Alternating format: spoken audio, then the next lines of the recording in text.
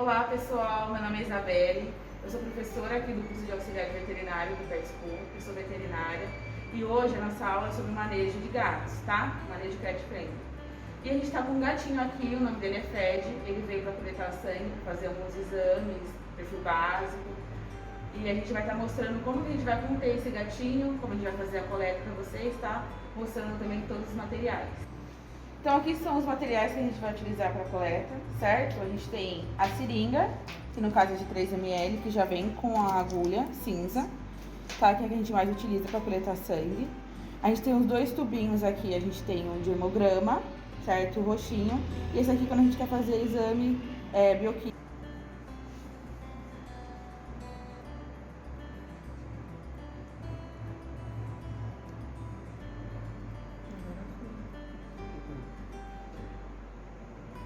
Foi nele? Nele? Mas puxa só mais um pouquinho, só pra ter certeza. Aí, sempre antes de tirar a agulha, a gente tira o garrote pra não sair sangue e coloca o algodãozinho. Fica segurando o algodão pra estancar o sangue, tá? Aí a gente coloca no frasquinho de DTA primeiro, porque ele tem anticoagulante pro sangue não coagular, tá? Depois que a gente colocou o sangue pelas bordinhas do vidro, a gente tampa e homogeniza.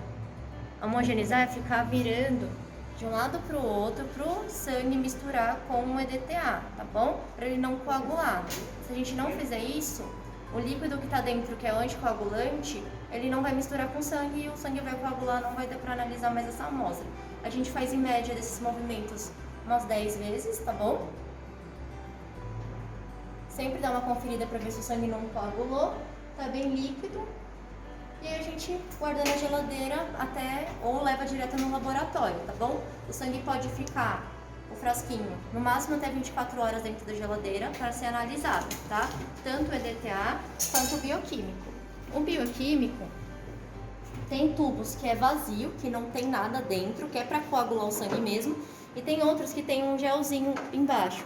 É um gel coagulante, tá? Ele estimula essa coagulação mais rápida. Entenderam? Quando a gente vai tirar sangue no médico, né? O médico não vai ficar segurando o algodão na gente, que nem a gente fica aqui. Ele coloca ali o algodão e coloca um band-aid pra você ir embora logo, entendeu? Aqui na veterinária a gente fica segurando segundinhos, tirou, já estancou o sangue. Aí ficou quietinho. Ele tá só assustado, né? Então bora, vamos, meu amorzinho. Eu tenho muito medo de rua, gente. Eu não gosto de pessoas.